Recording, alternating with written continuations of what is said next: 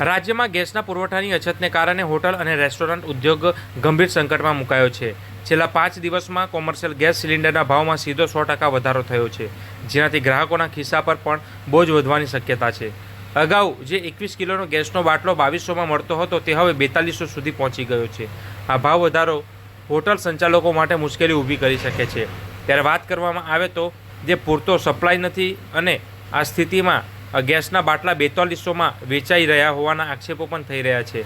ગેસની અછતને પહોંચી વળવા માટે હવે ઘણી હોટલોએ ફરી કોલસો અને ડીઝલની ભઠ્ઠીઓ પર નિર્ભર રહેવું પડે તેવી સ્થિતિ સર્જાઈ છે. આનાથી સંચાલન ખર્ચમાં પણ વધારો થશે. ત્યારે વાત કરવામાં આવે તો હોટલ એસોસિએશનના સૂત્રો અને સંચાલકો દ્વારા મળતી માહિતી મુજબ તેમણે જણાવ્યું હતું કે જે આ સરકારી કંપનીઓ પાસે સપ્લાય અંગે પૂછપરછ કરતાં કોઈ સંતોષકારક જવાબ મળતો રહ્યો નથી. અગાઉ 1800-1900માં મળતા સિલિન્ડર હવે બજારમાંથી ગાયબ થઈ ગયા છે, જેના કારણે ખાનગી સપ્લાયર્સ મન ફાવે તેમ ભાવ વધારી રહ્યા છે.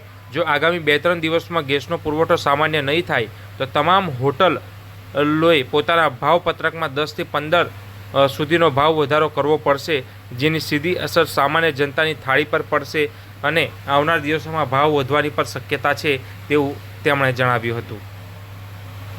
હાલના તબક્કે ઘણી તકલીફ, કારણ કે ગેસના બાટલા ન હોવાથી કે અમારે કોલસા અને ડીઝલ ભઠ્ઠી પર આગળ ચાલુ કરવી પડશે અને અડાનીના અંદર ગેસના બાટલા આવકમાં છે અને એનો ભાવ અત્યારે 4200 રૂપિયા એ લોકો લઈ રહ્યા છે.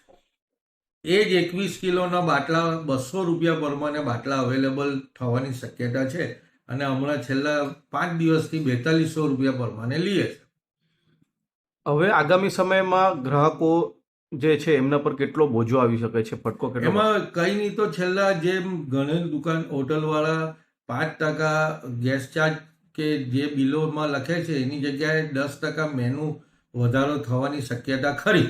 જો ગેસના અડાની સપ્લાય નહીં કરે, કારણ કે HP ને ઇન્ડિયન તો કોઈ સપ્લાય જ નથી, કોઈ જવાબ જ નથી.